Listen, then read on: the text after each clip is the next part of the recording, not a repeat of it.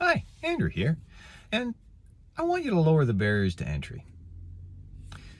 I mentioned last video that I was talking about how the barriers to exercise are now lower than the barriers to not exercise. In other words, I'm more concerned about breaking my streak than I am about the difficulty of getting out and exercising again. Barriers to entry are just they're the things that keep you from doing something that you want to do. They are the cost, not the opportunity cost, or maybe they're the opportunity cost. Doesn't matter. They're the resistance. What's keeping you from doing what it is that you need? I have mentioned on occasion that I really don't like resistance training. I do not like lifting weights. My resistance training for the past 10 years has been yoga. Bikram yoga for lower body, Ashtanga yoga for upper body. And in the course of my 10 years of yoga, I gained 20 pounds. Had to replace my suits. I had to replace pants that the legs were too tight. I put on 20 pounds of muscle. I've never gotten the middle-age spread that everybody threatened me with. Maybe burning 1,000 calories 4 nights a week in yoga might have something to do with it, while building muscle tissue to keep my basal metabolic rate up. But I never got the middle-age spread. When the COVIDiocy lockdowns and stupidity occurred, and I lost my yoga, I lost motivation, I stopped exercising, all of that. I didn't get fat. I heard about people and gaining the COVID 15 or whatever, like the freshman 15 back in college or university. I didn't do that. I dropped 10 pounds. I have a new phone, and I had to transfer pictures, and I was a bit lazy. I've suffered motivational problems, and I had pictures. The old phone was 2.5 years. We were transferring them to our boys because they had old iPhones where the batteries lasted about 4 milliseconds, and they needed something better for letting us know when they're at school, or just blah blah. Got a new phone, transferred 2.5 years of pictures, which included pictures from the last summer at the cottage, the first COVID summer, and I had loose skin hanging off me. I'm old enough, I'm in my 50s, I'm old enough that, the skin, if the skin isn't kept tight with muscle or fat, it sags. The elastin is going. I've lived 2/3 of my life. Welcome to life, Andrew. You're getting old. But that's the thing, is that COVID, I didn't get fat from not exercising during COVID. I got scrawny from not exercising during COVID. And I lost a tremendous amount of muscle and muscle tone. I mean, I lost muscle tissue, and then what was left was soft and mushy.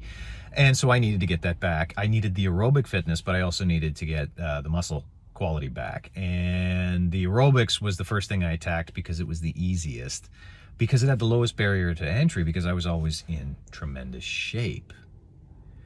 Resistance training was the toughie, or was one of the toughies, because it's a higher barrier because of how much I hate to do it, and how I didn't have access to the yoga clubs until, when did the fascist goober in Queen's Park open things up? March, April? Right just in time for paddling season to come on. And the first time I got in my kayak and paddled, I 10 minutes. I used to go, when I was in proper shape, I take half-hour plus hard paddles. I could barely gasp my way through 8 or 10 minutes. I was in terrible shape and I had no muscle tone. I had to get it back. Well, I told the story of how my little fella and my middle guy wanted to change their, what did they say? Their noodle arms into pipe cleaner arms, and then they wanted to change their pipe cleaner arms into pencil arms. I come from a long line of thin guys, and they are very much like that. And so my youngest found a 15-minute whole body workout with just one set of dumbbells. And we started doing it together as the Harvey Boys. We were doing our workouts together, and it was great. Well, they actually tapered off. And when they tapered off, so did I. But I was starting to feel the effects of it, and I was starting to get some gain back some tissue and tone, and I liked it. So I started doing it on my own. But I also noticed, wait a minute, that's duplicates this thing I do over there, and that duplicates this other thing I do over there, and that and I realized that I could eliminate 1/3 of the workout, and it wouldn't be a problem. That wow. Guess I need a better setup for this thing. I'll try and edit that out. I needed, where was I? I derailed myself. Oh yeah, I didn't need to do the entire workout. I needed the exercises that I wasn't doing in another way. And I sliced a big chunk of it off, and I got it down to, okay, here are 5 or 6 key exercises in this whole body workout.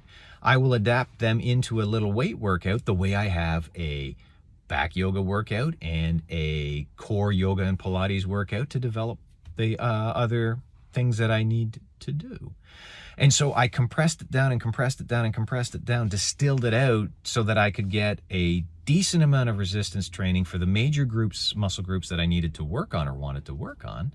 And I could do it in a reasonably short period of time and see the gains, lowered the barrier to entry, saw the results, and have continued to do it. Well, through this tiredness patch, I've managed to continue. So the lowering the barriers is working. If it works for me, it can certainly work for you. So what thing are you trying to do? What is the barriers to it? And how can you eliminate them? Answer those questions and set yourself on a path. Thank you very much for watching. That was my time. Now it's your time. And in the meantime, lower those barriers to entry. Take care, and you'll see me soon.